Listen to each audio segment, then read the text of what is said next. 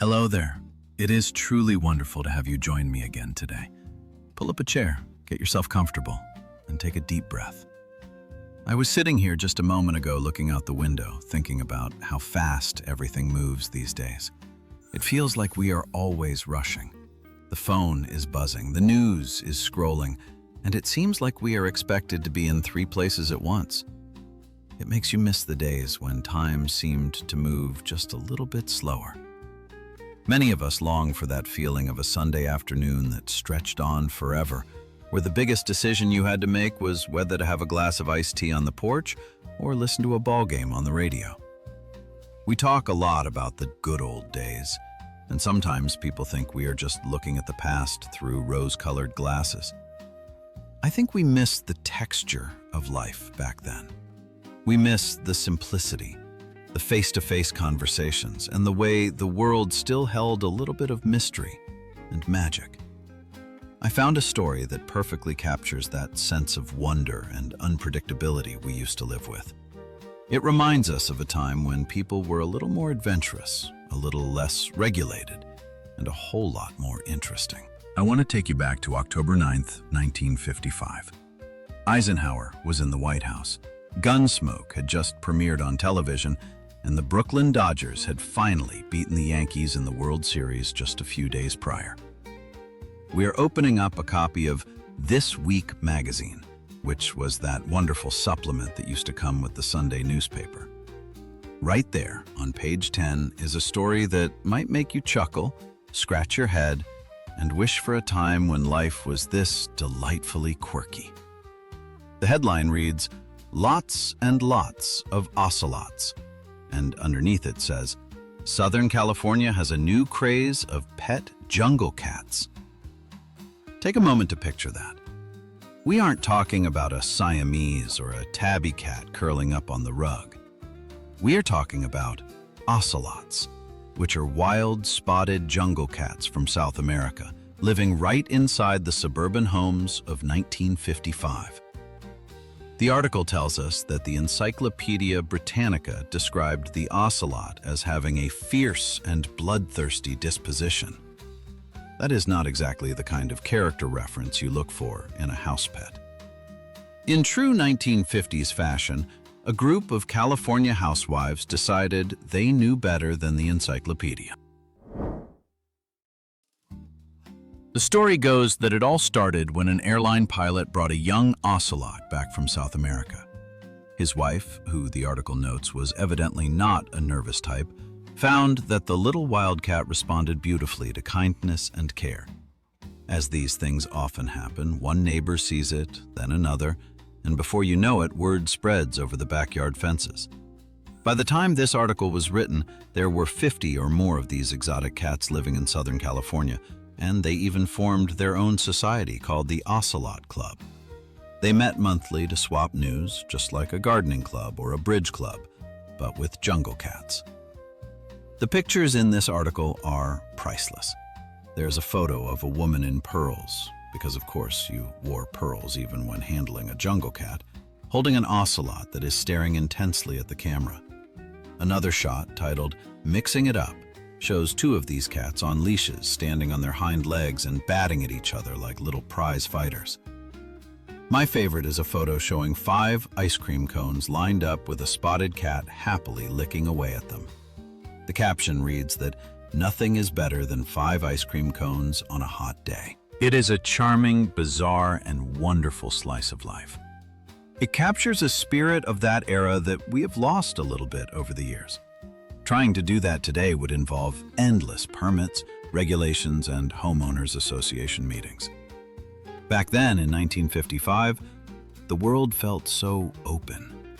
If a pilot wanted to bring a cat home from his travels, he did. If a housewife wanted to raise a jungle cat alongside her poodles, she gave it a try. There was a sense of freedom and a belief that we could bring a little bit of the wild world into our living rooms and make it work. This story got me thinking about the broader feeling of that decade. The mid-50s were a fascinating time for that kind of exoticism. The tiki culture swept through the country around the same time, showing up in the music, the food, and the decor. We had just come out of a difficult war.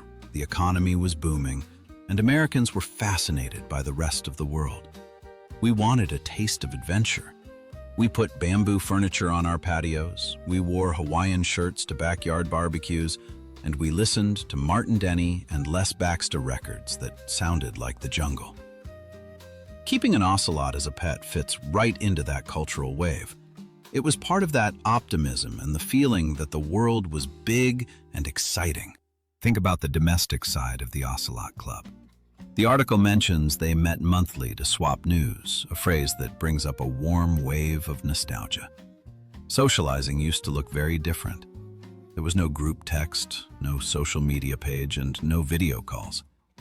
If you wanted to share a story or get advice, you had to get together in person.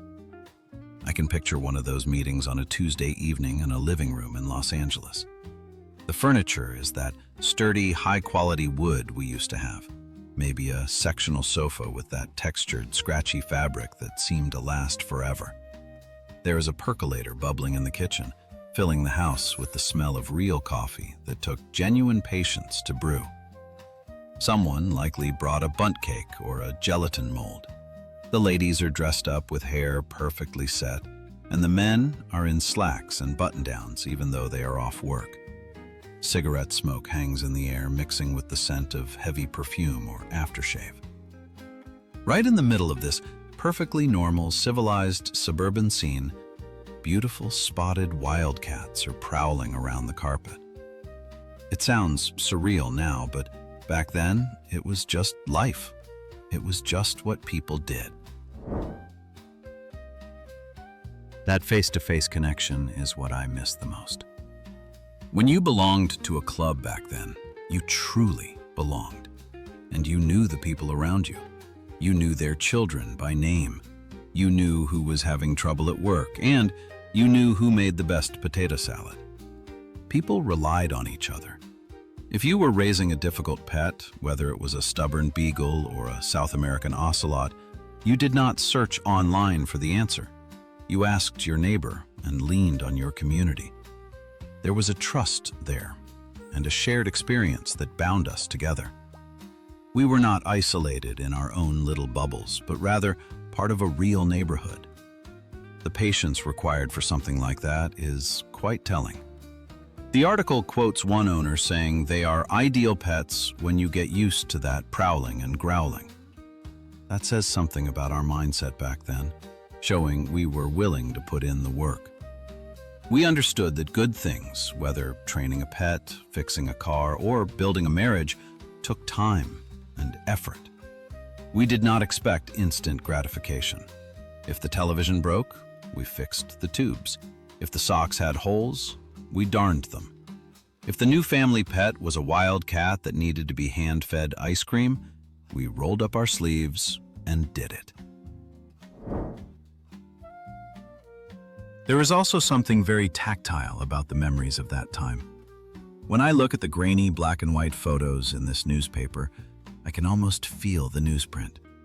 The Sunday paper had a sheer weight to it that made reading it a real ritual. You did not just scroll past a headline in 2 seconds. You sat down with the paper, spread it out on the kitchen table or the living room floor, and committed to it. You read the stories, even the strange ones about ocelots, and you talked about them with your family. It was a shared moment where someone might point out a story about people keeping tigers in California, sparking a conversation right there in the room. Today, everyone has their own screen, their own earbuds, and their own content. We could be sitting in the same room and be miles apart. Back then, the media we consumed, from the papers to the radio shows to the 3 television channels, brought us together physically. We experienced things simultaneously. The detail about the 5 ice cream cones is a simple and joyful image. It reminds me of the treats we used to look forward to, as ice cream was not something you just grabbed from the freezer every night. Going out for a cone was an event, whether you went to the local dairy bar or the drugstore counter. You can probably still remember that specific vanilla flavor and the crunch of the sugar cone. The little joys punctuated our weeks. We did not need expensive vacations or high-tech gadgets to feel happy, because a drive in the car with the windows down, a cold treat on a hot day, and a funny story in the newspaper were enough. I think that is why we look back so fondly. We do not necessarily want to go back to living exactly like that, as adopting a 40-pound wildcat is not for everyone.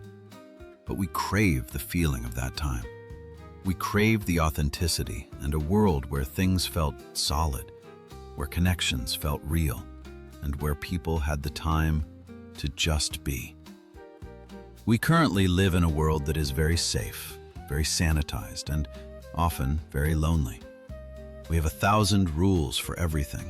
We have traded our sense of adventure for security, our front porches for back decks, and our local clubs for online forums where strangers argue with each other. Seeing a story like this reminds us that there was a time when we were a little bolder. A housewife could look at a fierce wildcat and decide she could love that creature. That choice speaks to the enormous capacity for care and warmth that generation possessed. They built homes, they built communities, and they built lives that were rich with interesting stories. I hope this trip back to 1955 brought a smile to your face today. I hope it reminded you of the Sunday papers, the smell of coffee, and the sound of laughter in the living room. It is nice to take a break from the noise of today and remember the quirkiness and the charm of the world we grew up in. I would love to hear from you in the comments below.